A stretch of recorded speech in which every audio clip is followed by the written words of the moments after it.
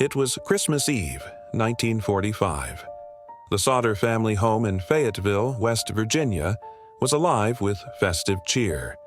But as the clock struck midnight, their joyous night turned into an unfathomable nightmare.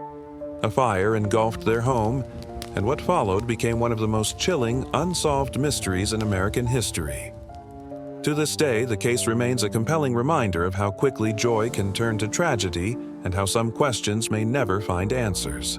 At around 1 a.m., Jenny Sodder, the mother, awoke to the smell of smoke.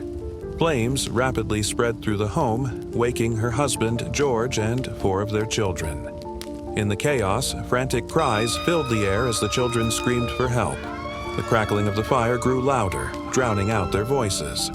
George and Jenny assumed that their other 5 children, who shared an upstairs bedroom, were trapped in the fire. George tried everything to save his trapped children. He broke a window, cutting himself in the process, his hands trembling with desperation. Each attempt to reach them was met with crushing defeat. When he ran to retrieve his ladder, it was missing. His trucks, his last hope to drive close enough to climb to the 2nd floor, refused to start despite working perfectly the day before. Frustration and helplessness overwhelmed him as he stood amidst the falling snow, watching the flames consume what he cherished most. He shouted their names into the roaring inferno, his voice cracking with despair, but there was no response. Everything seemed to conspire against him.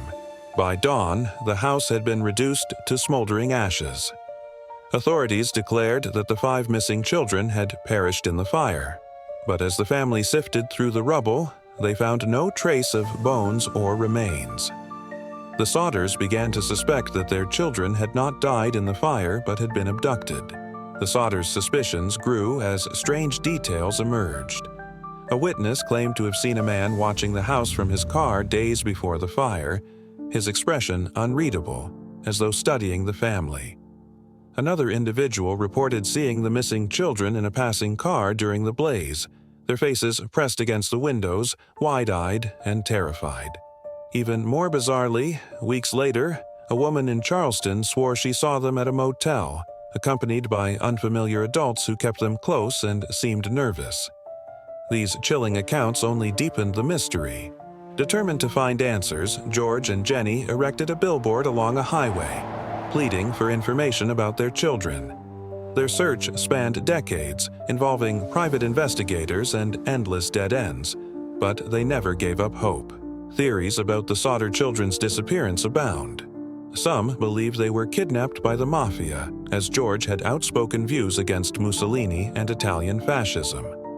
Others think it was a cover-up by local authorities. But to this day, no one knows the truth.